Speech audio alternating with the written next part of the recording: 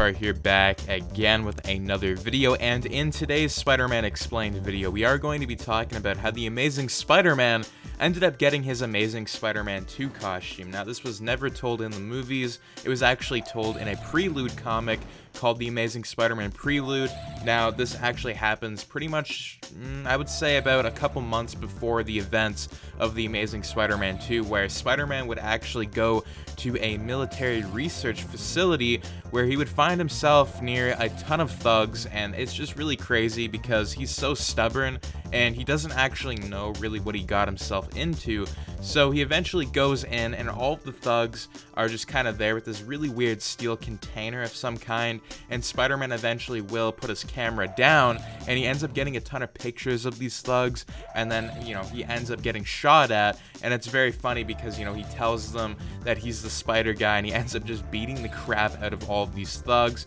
just like what the Amazing Spider-Man would do, and then he ends up taking one of them out and punching him right in the face with his gun, and he actually breaks the gun. So this guy's jaw was completely cracked open, and this is something that I definitely would have loved to have seen in the movies, this kind of takedown stuff, and he ends up just dodging bullets like crazy, ends up taking them all out, and he ends up going inside the facility, and in the facility they pretty much are already alarmed, and they know that Spider-Man is coming for them, so they all end up spreading out. But what happens is Spider-Man uses his spider sense, but he knows that it was a trap, so he gets taken down, and he ends up getting punched twice by two different thugs, but he ends up using his webs to take them down, and he ends up crawling up this really weird vent kind of area, and then he finds his way up to this really weird shaft. So he hears a noise, and what actually happens is one of the thugs will end up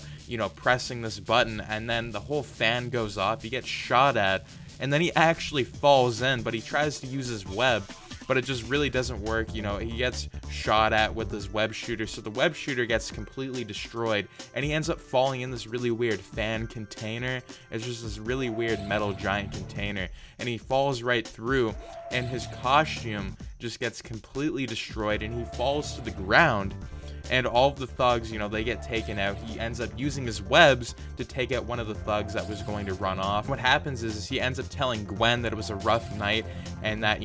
his web shooters were completely destroyed, and that his costume was destroyed. And what happens is Gwen would actually construct and make the Amazing Spider-Man 2 designs and give it to Peter. So it's just very interesting how Gwen and Peter ended up teaming up in the Amazing Spider-Man series, and it's just really cool dynamic that Gwen would make this design, because in my opinion the Amazing Spider-Man 2 suit it's an amazing costume. But I mean, it kind of sucks that they didn't end up saying this in the Amazing Spider-Man 2 the movie, but it is a really interesting Prelude comic, and I definitely would highly suggest you guys read it if you're an Amazing Spider-Man fan. It does give a lot of backstory on what would have happened. If you guys did enjoy this video and want to see more comic videos, do make sure to subscribe, share, and turn your notifications on so you and your friends are all up to date with the latest content. But anyways, as always, guys, peace out.